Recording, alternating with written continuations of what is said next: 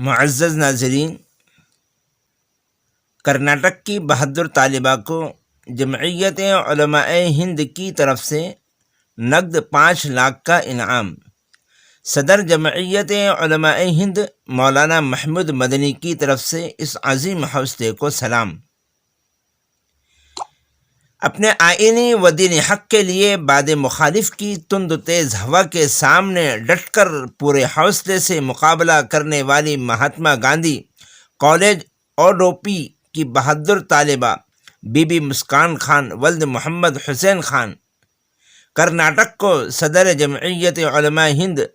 حضرت مولانا محمود اسعد مدنی نے اپنی طرف سے اور جمعیت علماء ہند کی طرف سے پرخلوص مبارکباد دی ہے اور اس کے روشن مستقبل کے لیے خواہشات کا اظہار کیا ہے۔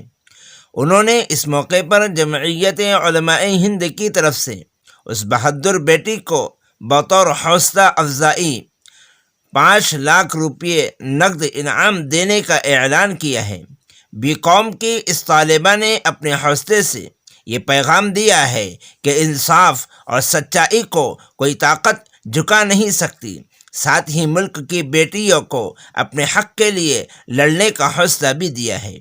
اور ایمان کی حفاظت کی تعلیم دی ہے۔ اس موقع پر جنرل سیکرٹری جمعیت علماء ہند مولانا حکیم الدین قاسمی نے اس بہادر بیٹی کے اہل خانہ سے بات چیت کر کے صورتحال سے واقفیت حاصل کی اور یقین دلایا کہ جمعیت علماء ہند ان کے ساتھ کھڑی ہے۔